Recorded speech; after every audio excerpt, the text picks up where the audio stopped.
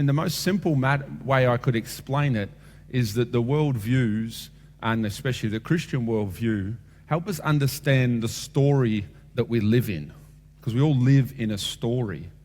Now, when I was growing up, Dad used to always show us movies that he grew up with, old movies, and so I developed at a young age a love for old movies and the great stories that old movies told.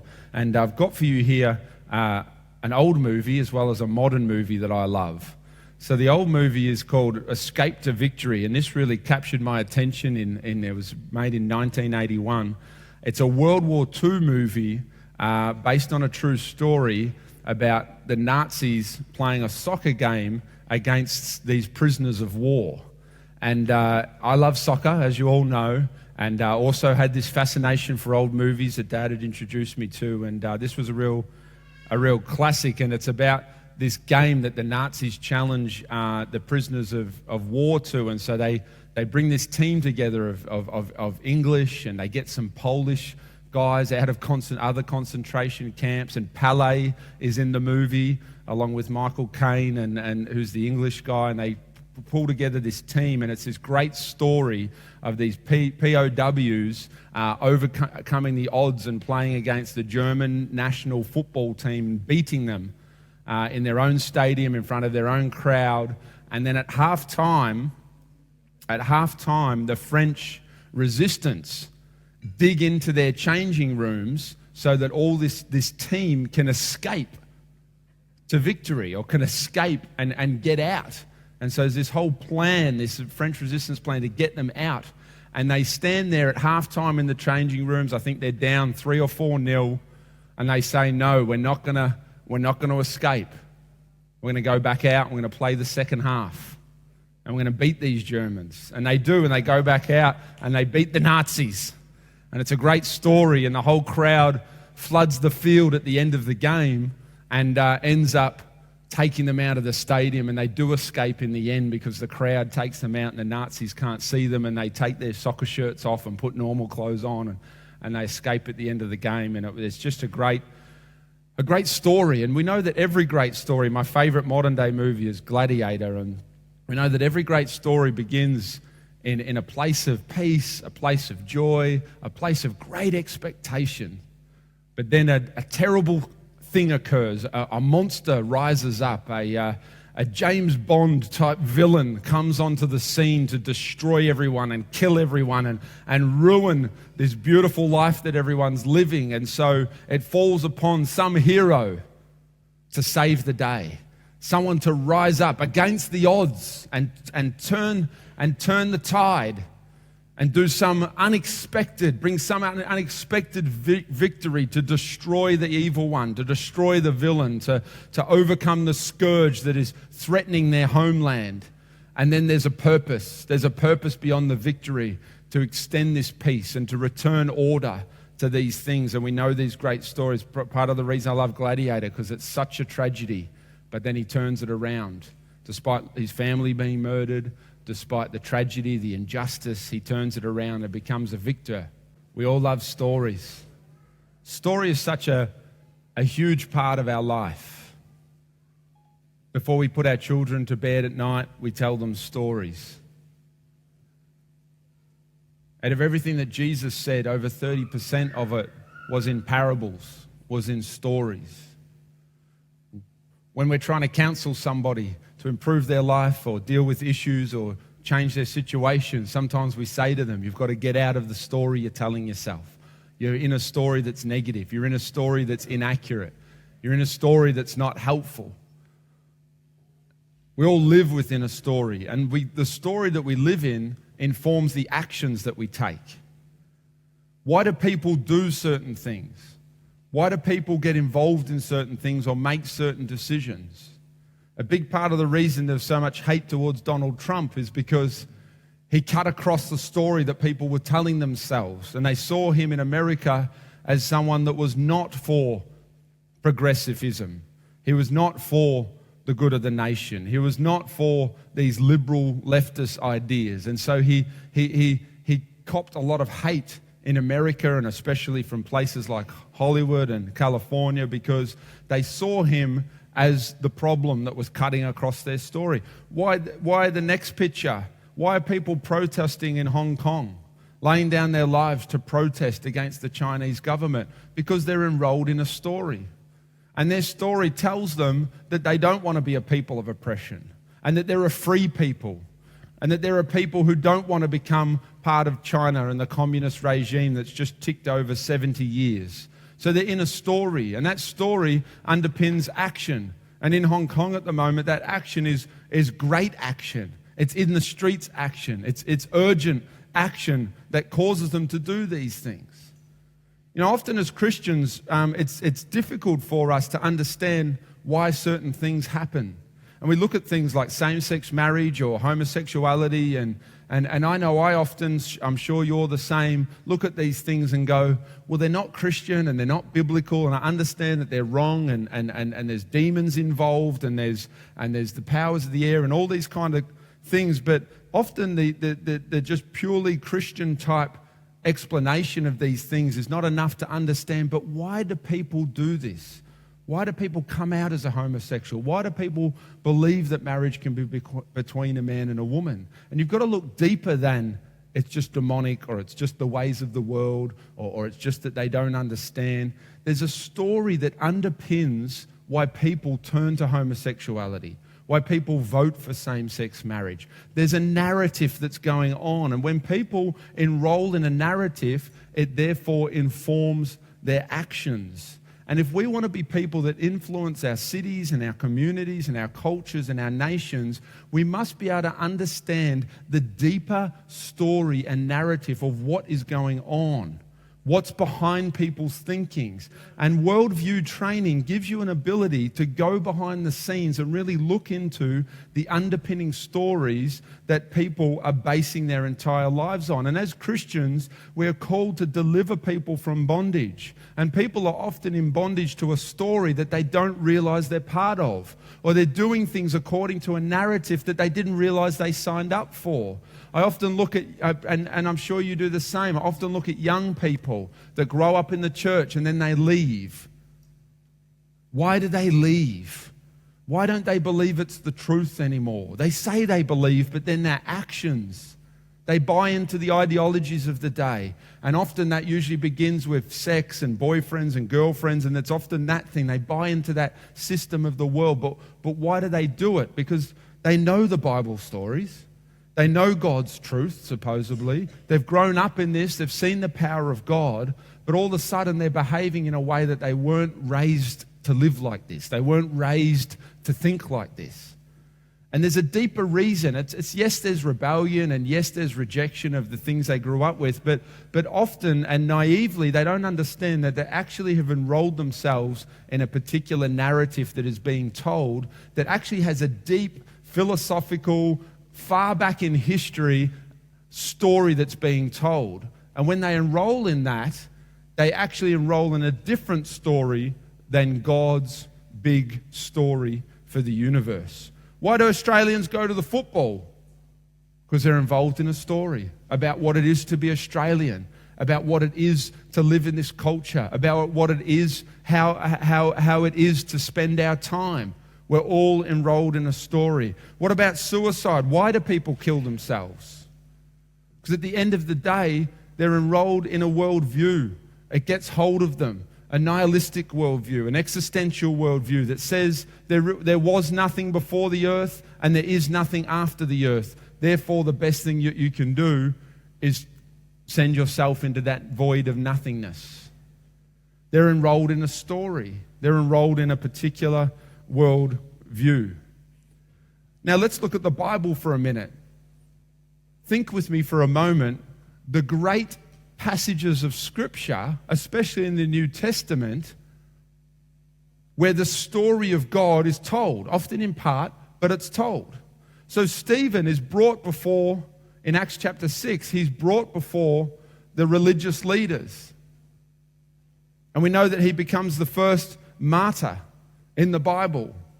And they accuse him, falsely accuse him of all of these things. But eventually, at the beginning of chapter 7, Stephen gets an opportunity to respond to his accusers. And what does Stephen do? he launches into a huge story, recounting all the way back. Verse 2, brothers, fathers, listen to me. The God of glory appeared to our father Abraham. So he goes right back to the beginning. We heard that from Pop on the first night. It goes back to the story. Leave your country and your people, God said, and go to the land I will show you. And it's a very, very detailed recounting of Abraham, and then he goes through Joseph, and then he goes through a Pharaoh who didn't know them, and they're enslaved, and then he goes through the whole bit. He goes right through, and then Moses was called, and the people were delivered from slavery in verse 20, and the Egyptians that they defeated, and they were all raised up, and he keeps going through. Think of the Apostle Paul stands up in Acts chapter 2. They're saying, hey, these guys are just drunk. These guys are drunk. This is crazy, this stuff that we're hearing. And the Apostle Peter, did I just say Paul? The Apostle Peter stands up with the 11. And what does he do? He launches into a story. Hey, no, hang on a second. It's only 9 a.m. Let's go back to the prophet Joel. Joel said that this would happen. And then he goes on talking about David. And King David said, I saw the Lord sitting at my right hand. And he begins referencing the history of the Bible and the story of God and what's gone on from the beginning. Look at Paul in Acts 17 in the Areopagus. And he's asked to speak before the Epicurean and Stoic philosophers and the greatest thinkers of the day. And he doesn't start going, well, these are the 10 commandments. Love the Lord your God. He doesn't start giving them some biblical Christian teaching. No, he launches into, I see that you've got an unknown idol here. Well, let me tell you about the God of creation. Let me take you back to the beginning. God who created all men and God who put them on the earth, and he set them in their places and laid out their boundaries for them. He starts telling the story of creations and origins and where we came from. And he begins to enroll them in the big story of God. And guess what, everybody? God's story is the best and most comprehensive explanation of all reality. Look at it time and time again in the New Testament. We get this recount in bits and pieces of God's great story. And Paul, in Acts chapter 13, as he recounts the story of God, and he goes through some of the Old Testament, he talks a little bit about David. Where is he in Acts chapter 13? I can't remember now. But he gets to the point, the crux of the story. He brings it all. He goes through some Jewish history. He talks about David and some of the big players in Jewish history, but then he brings it down to this Jesus, whom was crucified. And he brings the story to a head in the gospel of Jesus Christ. This is the crux of the story. This is where the whole Jewish Old Testament was leading to. This is what everyone, that's why these guys are always in these stories, in these little excerpts. They're always referencing King David. King David gets a mention all the time because he's such an important signpost pointing towards Jesus Christ. And he is the king, the greatest king that Israel ever had. But Jesus came in the line of David to be a king as well and to establish a kingdom, just like we had the Jewish kingdom that was so great in David and Solomon. So this Jesus who died is a king, and he has a kingdom.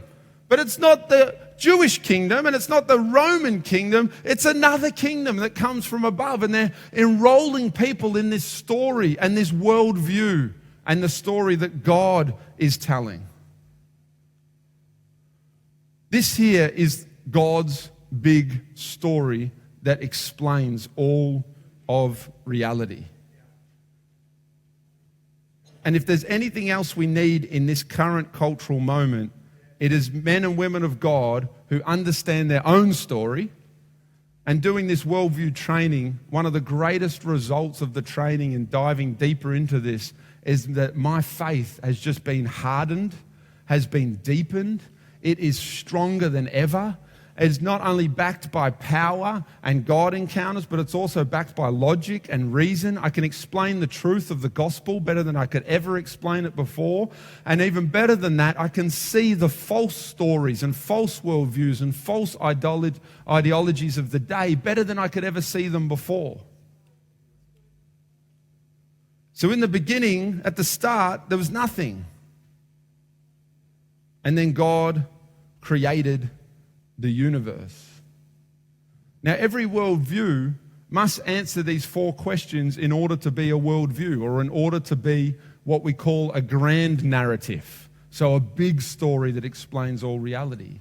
So Islam answers all of these 4 questions and talks about all of these 4 chapters of the story. They must talk about origins, what's the problem with the world, they must talk about the solution, and they must tell us how to live now. Communism covers these 4 questions. All the great ideologies and theories answer these 4 questions. Naturalism is probably the biggest worldview that we struggle with in our culture. You open up a Year 9 textbook on science now, and evolution is not postulated as a theory and the hypotheses that it is. It's assumed to be true. And your Year 9 children read at school about evolution without any criticism, without any challenge, without any question. It's assumed to be the truth, where in fact it is merely a hypothesis of our origins. And the problem with naturalism is that it says that our origins is in this primordial soup of the Big Bang, and then the proteins come together in this primordial soup, and then out of that crawls the slime, and that eventually over millions and millions of years evolves. And it's a very different story from you were created by an intelligent God who created you in his image and in his likeness with a particular purpose. So the origins of these grand narratives set the tone for what people are going to be doing now in their lives, decisions they're going to be doing now. Why people do the things they do is very much tied to where people believe that they ultimately come from. Why do our young people grow up and go into sex and relationships and often throw God away? Because they look at Christianity and go, it's very religious and it's very tight and there's a lot of rules, and especially around purity, there's a lot of restraint. Where does that idea come from? Well, ultimately, at the end of the day, the crux of that idea is way back in the primordial soup of naturalism. Because if I crawled out of slime and then eventually became a monkey that eventually became a human being, then your religious restraints that you put on me are merely constructed by religious people and religious leaders. There is no God. There is no moral order outside of this world. It's just you, the pastor, or the Bible, or putting restraints on me to restrict my joy, to restrict my freedom to choose what I want to do. And if you came from slime, then any rules or morals are all imagined. They're all socially constructed. They're all thought up by men. So to throw them off is easy. But it's a very different story if you believe in a God who is an ordered God, and his character is perfect. And then out of his perfect moral character, he created a perfect moral standard for people to live by that will bring them into success and freedom and life. It's a very different story. But our young people enroll in a story of naturalism and evolution, and they live according to that at times, even though they would say they don't believe that. You know the crazy thing about worldviews? Your actions that you do by default give away the worldview that you're actually living by. What you do tells me what you believe, not what you say.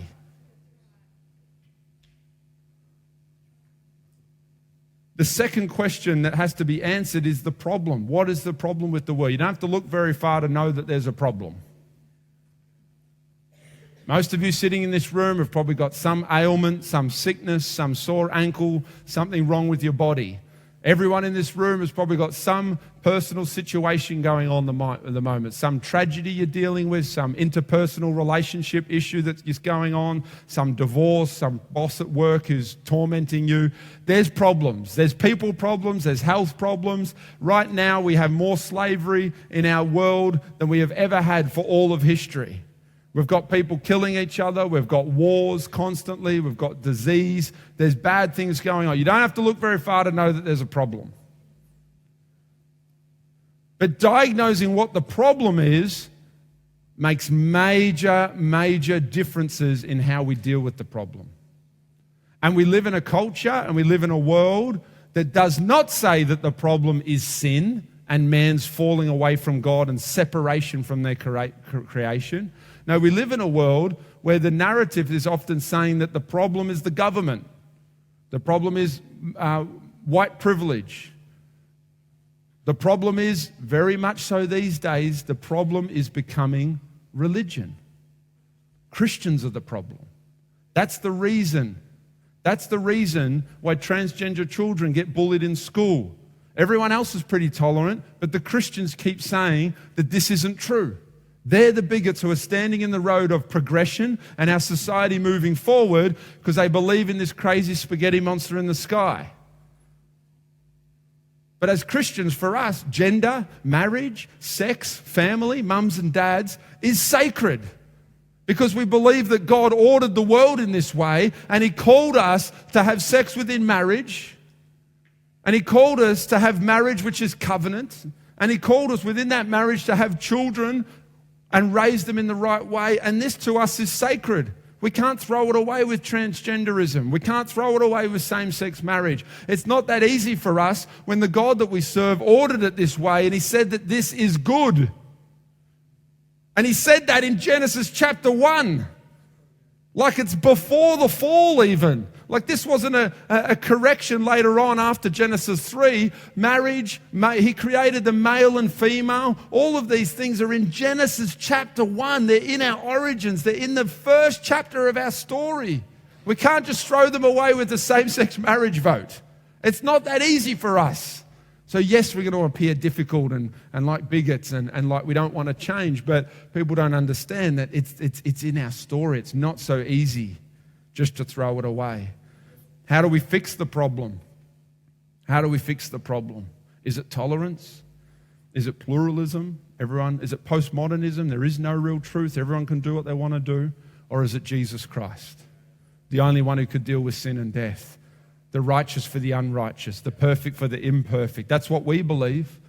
And Jesus Christ stands at the center of the Christian story as the difference between AD and BC, the difference between darkness and light, between death and life. He was the changing point. He was the solution to the problem. He is the great mediator that stands between you and God. It's His blood that bought your right to come back to a perfect God. He gave you re-entry back into Genesis 1 and back into the Garden of Eden, that you can be a man, that you can be a woman, that you can marry, that you can raise a family, that you can subdue, that you can fulfill, that you can expand, that you can go out. It was all through Jesus Christ. He stands between human and human. He stands between man and nature. He stands between nation and nation. He is the great mediator and the only way to fix any problem.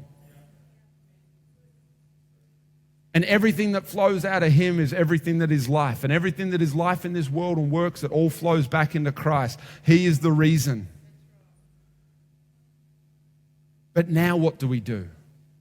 Now, how now shall we live post Jesus Christ? And I've put it down the bottom there because a very important point here. We have to understand that the gospel of Jesus is concerned mainly with the two central chapters. And often in our Christianity, we forget the bookends of origins and what are we meant to do now. But this is the gospel of the kingdom. All 4 chapters. From nothingness to consummation. That is the gospel of the kingdom. That's the kingdom that God set up in Genesis chapter 1.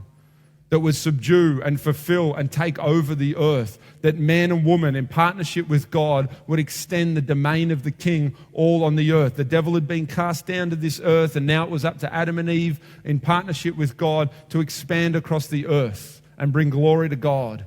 And live a life that was pure and clean and full. And that should say God created the universe, not God treated the universe.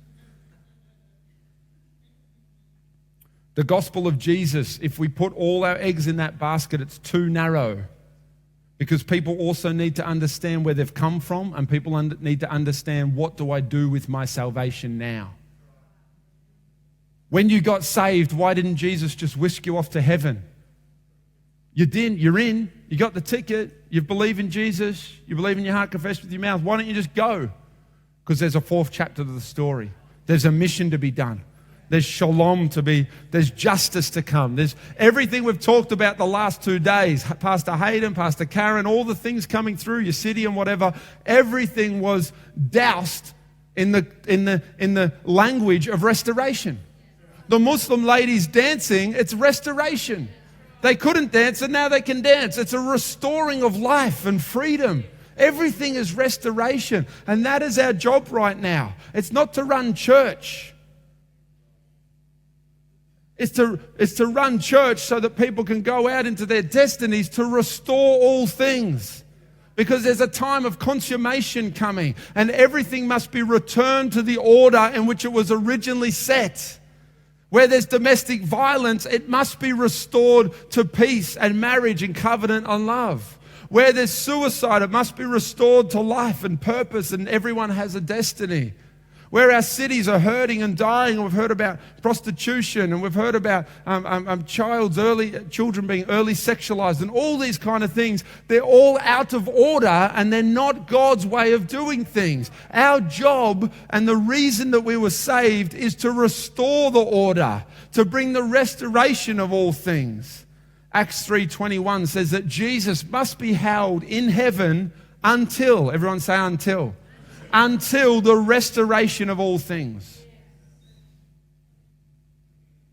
Until consummation can happen. When the bride says, "Come, Jesus, our groom," and there's a consummation of heaven and earth, of the bride and of the bridegroom. Until that consummation and the two becoming one, the job is very simple and very clear. Restore. Restore the prison system. Restore Swan Hill. Get rid of domestic violence. Shalom is not about peace. It's not just about peace to you, shalom. It's not. Shalom is the eradication of sin. That's what the word means in its fullness. It means the total eradication of sin in all areas. In our language, in our thinking, in our relationships, in our home, that everything is back to the order in which God intended it. And we can't bring order without chapter 3. Jesus Christ is the only power that can bring order and can defeat sin and death and disease and deception and all these kind of things. But we can't bring Jesus to people. We can't preach Jesus very effectively if people don't have some insight to sin. And often, even in our Christianity and our evangelism, we miss that point. I love it when we went to Awakening and Todd White preached, and he was the first one in that whole Awakening conference that banged on about sin. And I said to Reese, that's a true evangelist. Because he's very clear that sin is the problem and we need Jesus Christ. Evangelism without sin is not the full picture. And it's empty because people get saved on the benefits of Christ. They don't get saved because they need a savior, because I'm a dirty, rotten sinner that can't do it without Jesus. I throw myself before you, King Jesus. But how many Christians get saved on the benefits of Christ and then they're a shallow-rooted Christian because they never had a revelation of their own sin and they didn't really need him. They just had to get through a patch and Jesus just became the latest guru or the latest life coach or the latest church community was just another group they went through, rather than, I'm a sinner without a savior. I have a problem and I need a solution, and I recognize the solution's Jesus. Therefore, I am willing to lose everything, to sell everything, to drop my nets in order to follow you, Jesus, because you are the solution. They're the conversions that we need. We need to be teaching people worldview before they get saved. This is where your Ravi Zacharias and all that we live in an age of apologetics where it's just going to get more and more potent, where we need to be able to help people who are unsaved understand the story they're in, and we need to know our worldview and story very well so that we can help people understand what they're coming into. So when they get saved on the full story. We need to raise our children, not telling our children. This is the problem with raising Christian children, is often our children know the Christian stories or the Bible stories. They don't know the story of the Bible. There's a big difference between David and Goliath and Jesus died for my sins and God created the universe, and they know the stories. Francis Schaeffer said, we know Christianity in bits and pieces, not in totals. We need to teach our children this is God's story. From nothingness to consummation, this is the story of the Bible. The Bible is not a comprehensive manual that answers every question of the universe, because it wasn't written that way. It's a narrative. It's a story that we enroll in, and it's the best explanation of reality, of the universe, of human history, of what it means to be human. It's the best explanation of those key things in story form, with a beginning, with a tragedy, with a savior, a hero who wins the day, and then with the destiny and what we're meant to do now. It's the perfect story that answers all we need to understand of reality, but it is not a manual that will answer every question. It isn't a science book. It's a story. And we need to help our children, and this is what we're doing in Australia's Christian colleges. One of the big things we're going to build into the culture of the school is that children will graduate at year 12 and they'll know exactly where they are in chapter 4.